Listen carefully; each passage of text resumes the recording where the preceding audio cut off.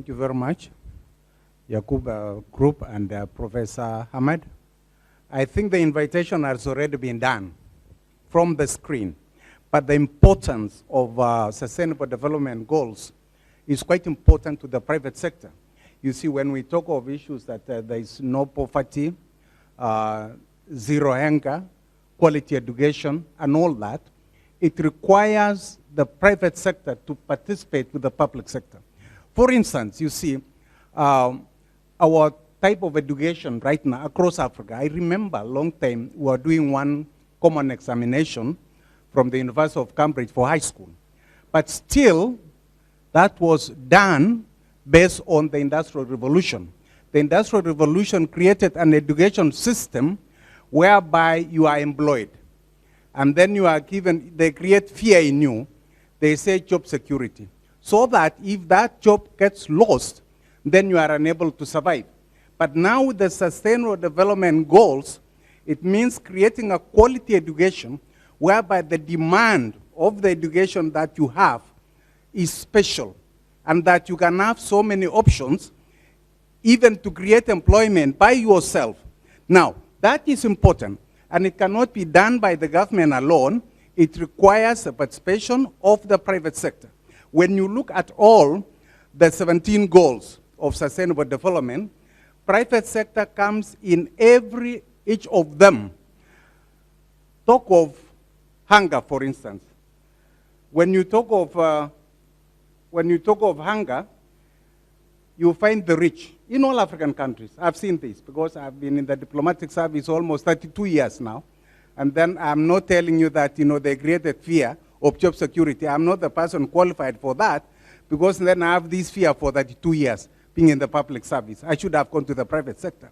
Now, the issue is this. You put an electric fence in your compound so that people should not come in. But they say the poor cannot sleep because they are hungry. Is it? And then the rich cannot sleep because the poor are awake. Is it? So we need to clear hunger so that there is no hunger. Everybody can sleep the whole night without any problem. One country which has done that, where there is zero hunger, is only Brazil. I don't know if there's another one. I think Professor might be, if there's another one, I know of Brazil. Everybody can eat and sleep. There's no problem without that. So when it comes also like agenda number 11, city planning and then and a community. So it is, from long time in Africa, our perception was that you reach the city of Khartoum when you are at the city center. So we were driven from the rural areas to go to the city center. And then it becomes congested. Even for business alone, they cannot even deliver some merchandise within those areas. It becomes so crowded. So we need a city planning of a kind that is conducive, environmentally correct, so that it is habitable.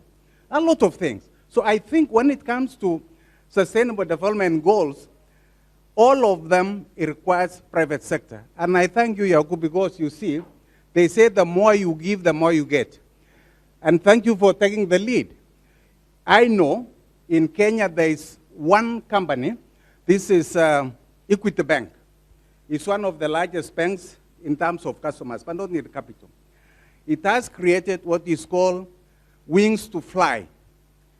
There are children from poor families who perform well in the national exams, but they cannot proceed. So they have created a program together with Bill Clinton Foundation so that they offer scholarships. They are offering now scholarships to about 2,000 students at the university. Wings to Fly. Otherwise, they would have not been in the university. So these are some of the areas that the private sector would come in and support the public sector, support the poor, because it is better when everybody is rich, not rich in relative terms. When everybody is okay, then things, even the social stability is there. But of course, when it comes to Sustainable Development Goal 16, talking about issues about governance and strong institutions. All these 17 cannot function if we don't have strong institutions, whereby if you are going to an office for tax exemption or filing taxes or getting a license and all that, it takes time because this is where corruption is. Where you demand something, they make it difficult so that you give money. So a stop-shop window, one-stop-shop window, it should be done so that business and all services are rendered in a way that it does not occupy productive time. In Kenya, we have what is called Huduma Center. Huduma means service. Huduma is service. Now, that service center, you just go to Huduma Center. They're in corners of, in the city, many of them. You just walk there. Might you are renewing your ID card, you feel, you get it. 10 minutes, you just go to save time. Because we need a lot of time for production, for productivity. We don't need to waste time going through documents, filling documents, being interrogated by officials, all that. At the bottom of it, what they need is what? Money, pride. That should end.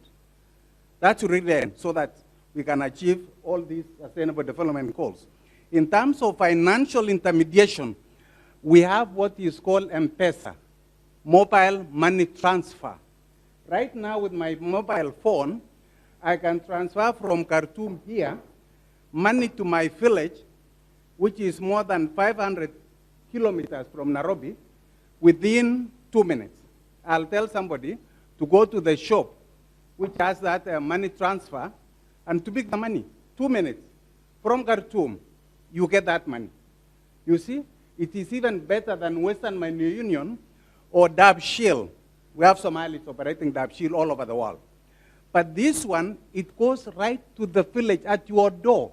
You go to the next shopping center. So these are some of the ideas that we need to exchange, and that all these sustainable development goals we can attain through concerted effort. And of course, Song to Brof has not been to Nairobi, and when I look at his age, he should have been to Nairobi more than 10 times. But that is not long.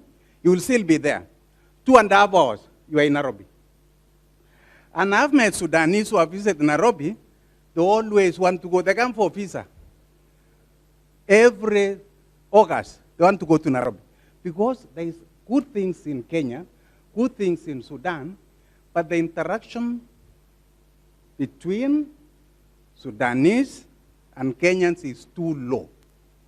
Go to Nairobi, go to Mombasa, go to Masai Mara, and then you see we can have things that we can do together in terms of tourism. There's Dindir National Park, supposed to open. And the private businessman, Sudanese, came to me, told me, can you get me an expert from Kenya who can do that? I told him yes. Less than 1 hour, I got the expert for him. So we can learn a lot in terms of as two neighboring countries, and we have done this for a long time. So these social development goals, there used to be technical cooperation among developing countries. We need to share the experience nearby before we go far. And there's a lot which we can do, and we can attain these sustainable development goals if we put our minds together, exchange the best ideas. In terms of research, we have Kenya Agricultural Research Organization, CALO, under one roof, all the research of agriculture. You can get the product out of there. It can be replicated. Thank you so much. Welcome to Nairobi. I think, Prof, if I know the people going from here, I can organize in a way that it will be visa-free. You will get gratis. So please. But let me get your names going to Nairobi for this conference in June. Most welcome. You will enjoy the hospitality of Kenya. You will see a lot of things, not the things you have seen, but the things which you have not seen. And most welcome, and thank you very much.